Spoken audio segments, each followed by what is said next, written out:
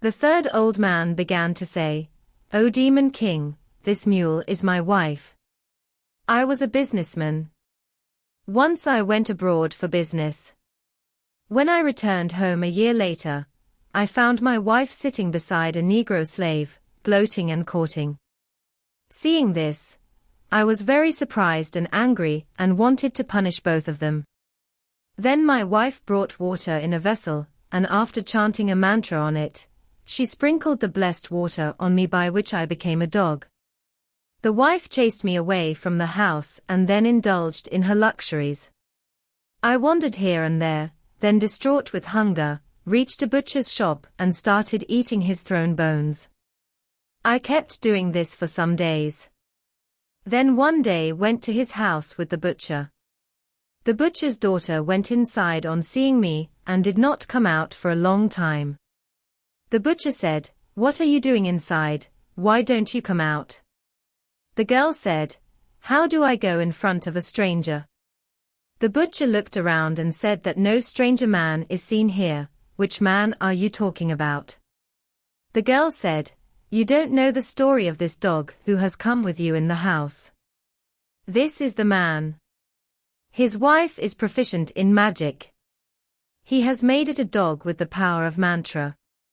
If you don't believe this, I can immediately show it by making a human." The butcher said, "Just sleep for God's sake.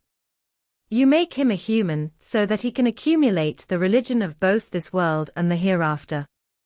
Hearing this, the girl came from inside with water in a vessel and after inviting the water, sprinkled it on me and said, "You leave this body and come back to your former form."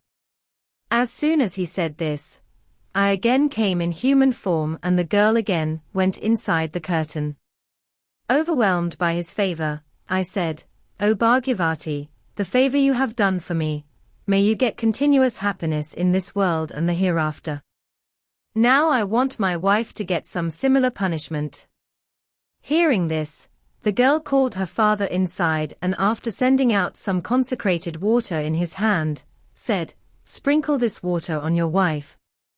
Then whatever body you want to give him, take the name of that animal and tell the woman that you become this. She will take the body of the same animal." I took that water to my house. At that time my wife was sleeping. This gave me a good opportunity to work. I sprinkled many sprinkles of the blessed water on his face and said, "Leave the body of a woman and become a mule." She became a mule and since then I carry around with me in this form. Shahrazad said, Badshah Salamat. When the third old man told his story, the monster was very surprised. He asked the mule whether it is true what this old man says. The mule nodded and indicated that it was true.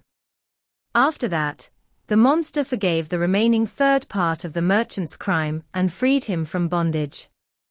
He said to the businessman, "Your life has been saved today, because of these three old people.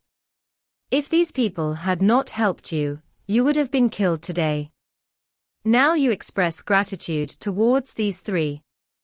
After saying this, the demon disappeared. The merchant fell at the feet of all three of them. They blessed him and went their separate ways and the businessman also returned home and lived happily with his loved ones for the rest of his life.